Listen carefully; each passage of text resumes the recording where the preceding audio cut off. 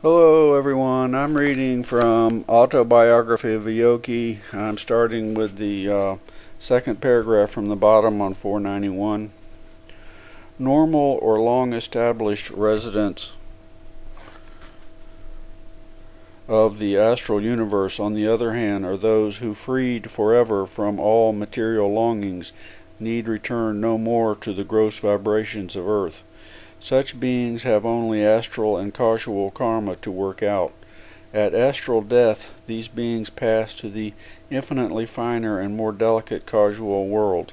At the end of a certain span determined by cosmic law, these advanced beings then return to Hiranyalaka, or a similar high astral planet, reborn in a new astral body to work out their unredeemed astral karma. My son, you may now comprehend more fully that I am resurrected by divine decree, Sri Yukteswar continued. As a savior of astrally reincarnating souls coming back from the causal sphere in particular, rather than those astral beings who are coming up from the earth. Those from the earth, if they still retain vestiges of material karma, do not rise to the very high astral planets like Hiranyalaka.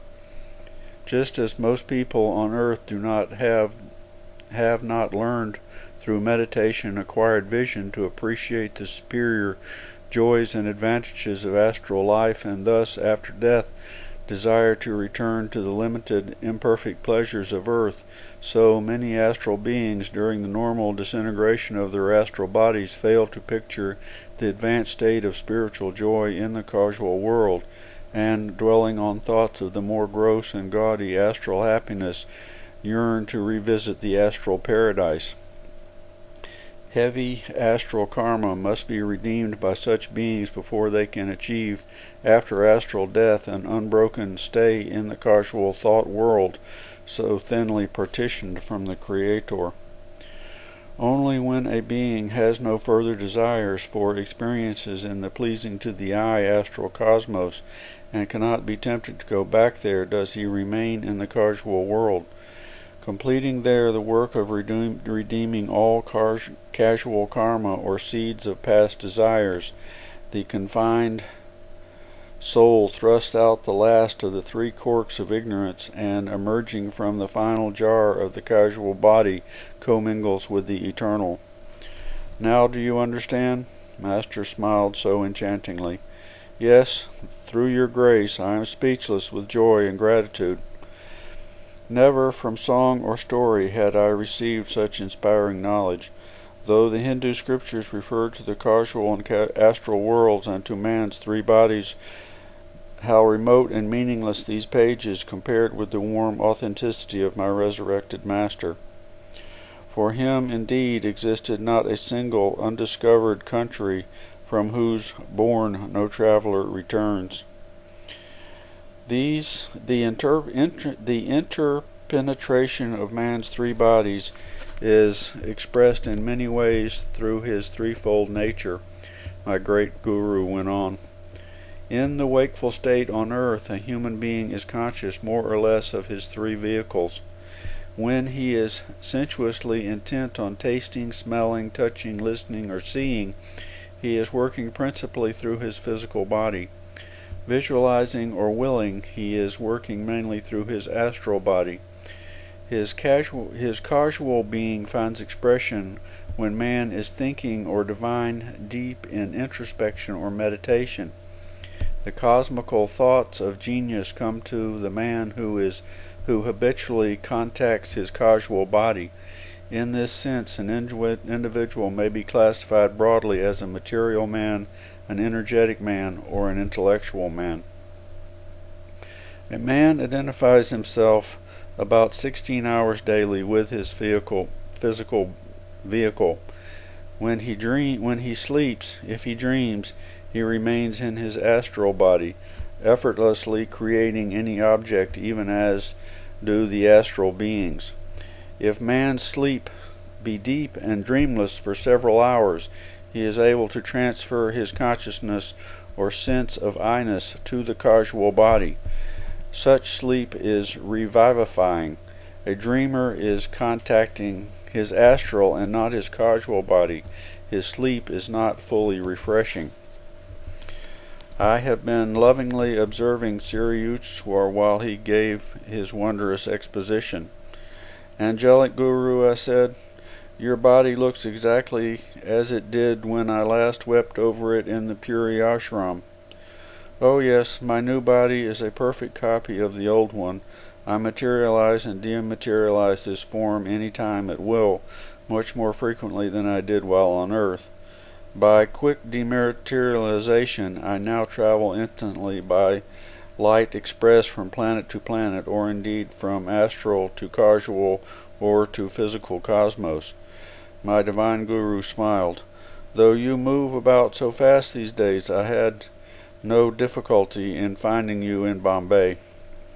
Oh, Master, I was grieving so deeply about your death. Ah, wherein did I die? Isn't there some contradiction?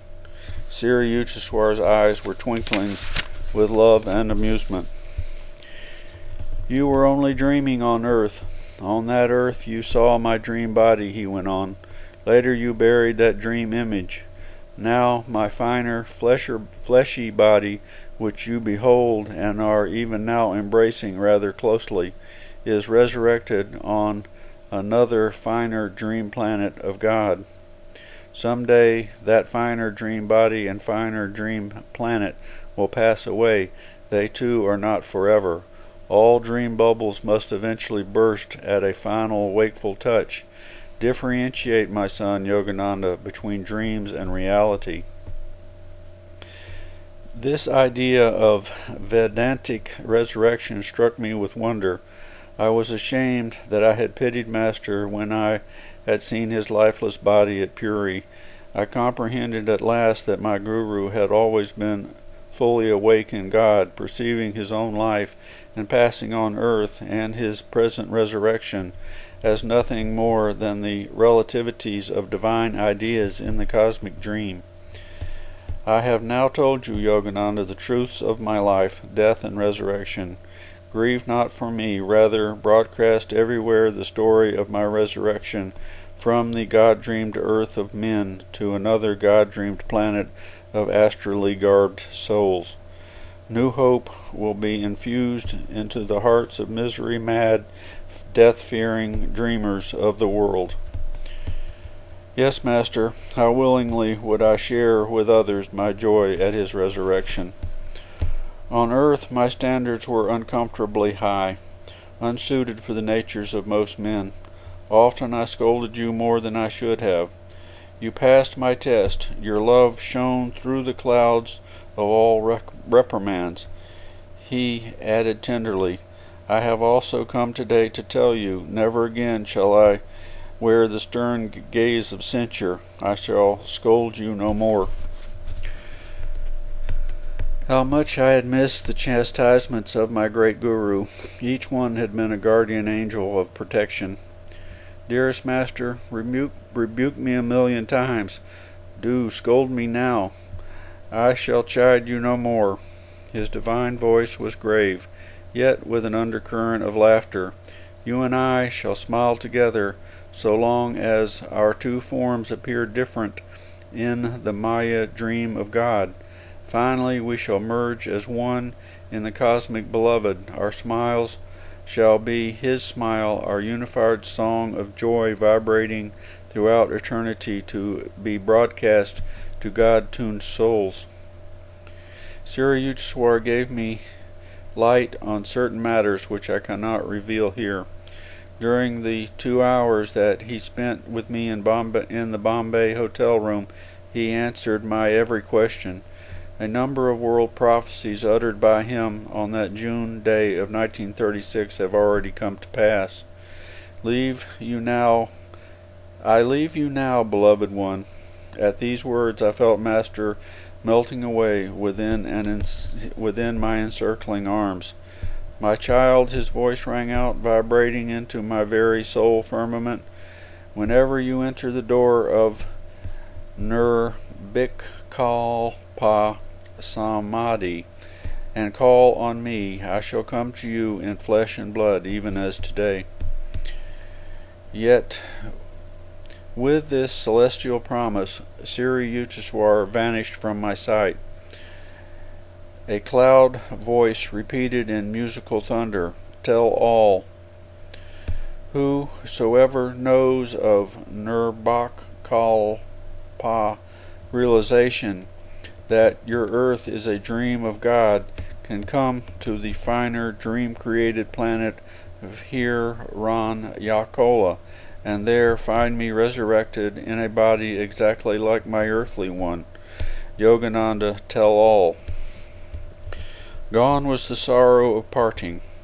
The pity and the grief for his death, long robber of my peace, now fled in stark shame.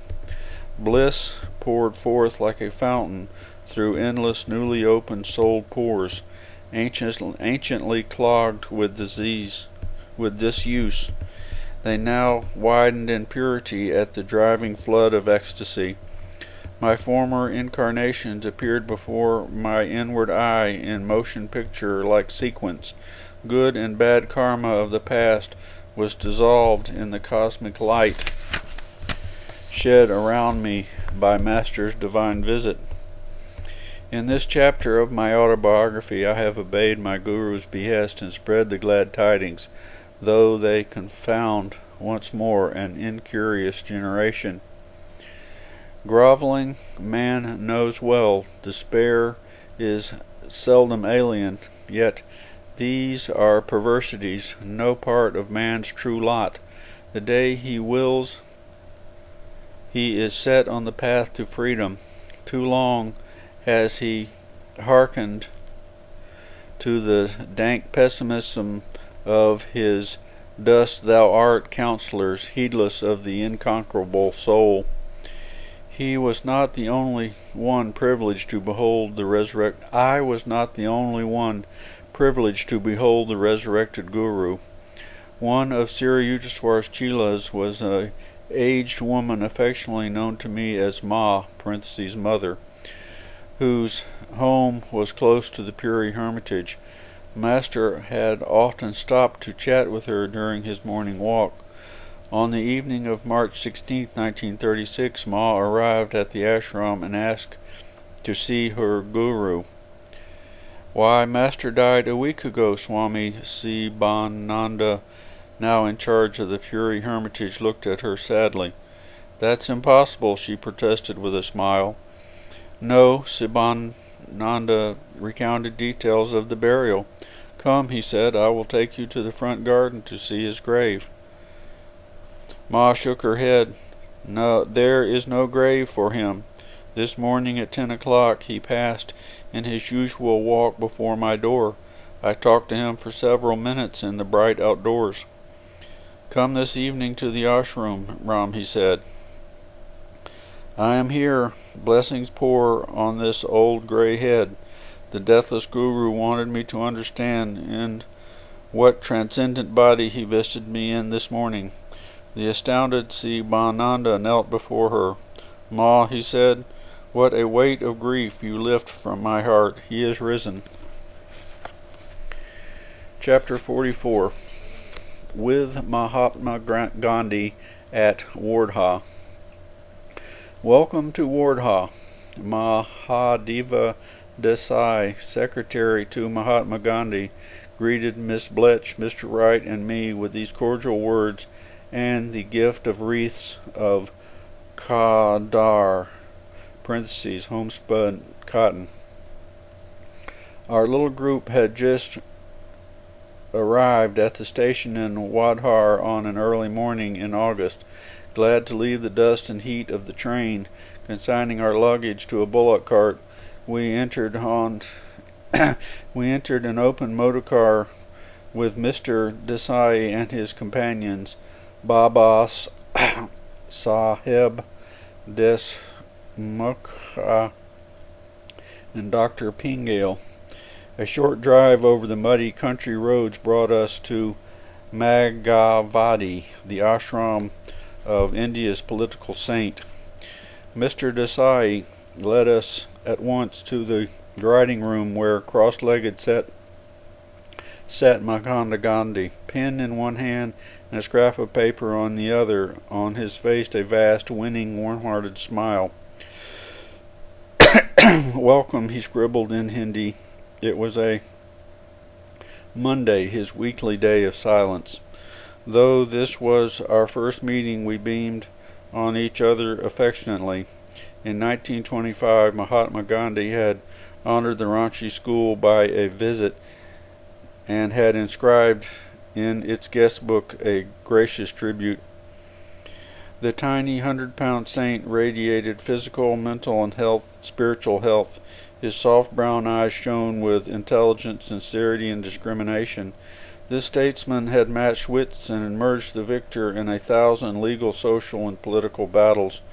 No other leader in this world has attained the secure niche in the hearts of the people that Gandhi occupies for India's unlettered millions. Their spontaneous tribute to his famous title, Mahatma, quotation marks, great soul. For them alone, Gandhi confines his attire to the widely cartooned loincloth, symbol of his oneness with the downtrodden masses who can afford no more. The ashram residents are wholly at your disposal. Please call on them for any service. With characteristic courtesy, the Mahatma handed me his hastily written note as Mr. Desai led our party through the writing room towards the guest house.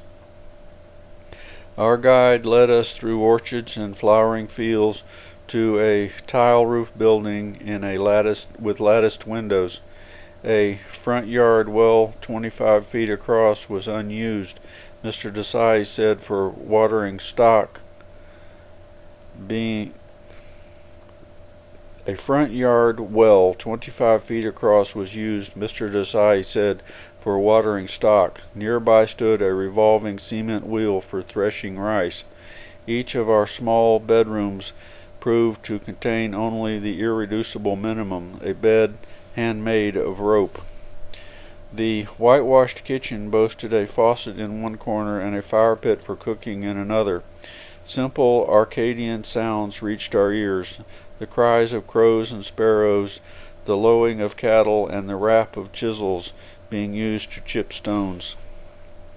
Observing Mr. Wright's travel diary, Mr. Desai opened it and wrote on a page a list of Satyagraha vows taken by all of Mahatma's earnest followers: non-violence, truth, non-stealing, celibacy, non-possession, body labor, control of the palate, fearlessness, equal respect for all religions, Swadeshi (parentheses, use of home manufactures), freedom from untouchability. These 11 should be observed as vows for the spirit of humility. Parentheses. Gandhi himself signed this page on the following day, giving the date also August 27, 1935. 2 hours after our arrival, my companions and I were summoned to lunch. The Mahatma was already seated under the arcade of the ashram porch across the courtyard from his study. About 25 barefooted Satyagrahas were squatting before brass cups and plates. A community chorus of prayer, then a meal, served from large brass pots containing chapatis (parentheses, whole wheat, unleavened bread), sprinkled with ghee, talasari (parentheses, boiled and diced vegetables), and a lemon jam. The Mahatma ate chapatis, boiled beets, some raw vegetables, and oranges. On the side of his plate was a large lump of very bitter neem leaves, a notable blood cleanser. With a spoon he separated a portion and placed it on my dish. I bolted it down with water, remembering childhood days when mother forced me to swallow the unpleasant dose. Gandhi, however, was eating. Here's a picture of Yogananda and Mahatma Gandhi.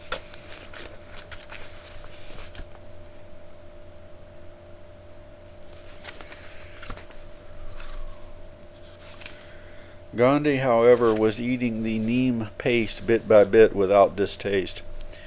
In this trifling incident, I noted that the Mahatma's ability to detach his mind from the senses at will. I recalled a much publicized appendectomy performed on him some years ago. Refusing anesthetics, the saint had chatted cheerfully with his devotees throughout the operation, his calm smile revealing his unawareness of pain. The afternoon brought me an opportunity for a chat with Gandhi's noted disciple, daughter of an English admiral, Miss Madalini Slade, now called Mira Ben.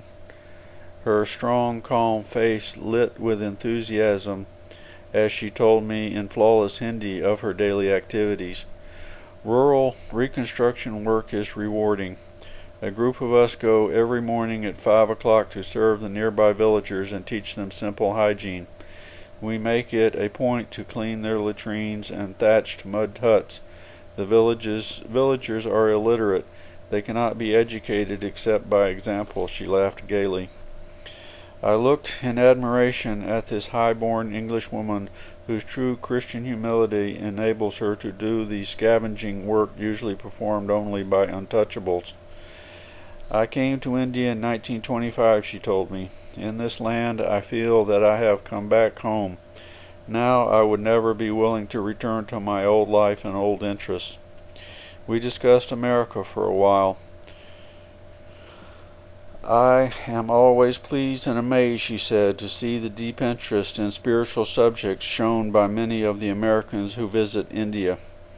Mira Behin's hands were soon busy at a charkha spinning wheel. Owing to Mahatma's efforts, charkhas are now omnipresent in rural India. Gandhi has sound economic and cultural reasons for encouraging the revival of cottage industries, but he does not counsel a fanatical repudiation of all modern progress. Machinery, trains, automobiles, the telegraph have played important parts in his own colossal life. 50 years of public service in prison and out, wrestling daily with the practical details and harsh realities of the political world, have only increased his balance, open-mindedness, sanity, and humorous appreciation of the quaint human spectacle. Our trio enjoyed a 6 o'clock supper as guests of Bab Bas Saheb Desk Mukh. The 7 p.m. prayer hour found us back in Magavadi's ashram, climbing to the roof where 30 Satyagrisas were grouped in a semicircle around Gandhi. He was squatting on a straw mat, an ancient pocket watch propped up before him. The fading sun cast a last gleam over the palms and banyas. The hum of night and the crickets had started. The atmosphere was serenity itself. I was enraptured. A solemn chant led by Mr. Dasi, who, with responses from the group, then a Gita reading. The Mahatma motioned to me to give the concluding prayer. Such divine unison of thought and aspiration, a memory forever. The War Daha rooftop meditation under the earthly stars. Punctually at 8 o'clock Gandhi ended his silence. The Herculean labors of his life required him to apportion his time minutely. Welcome, Swamiji. The Mahatma's greeting this time was not via paper. He had just descended from the roof to his writing room, simply furnished with square mats, no chairs, a low desk with books, papers, and a few ordinary pens, not fountain pens. A nondescript clock ticked in a corner. An all-pervasive aura of peace and devotion Gandhi was bestowing on his captivating cavernous almost toothless smiles.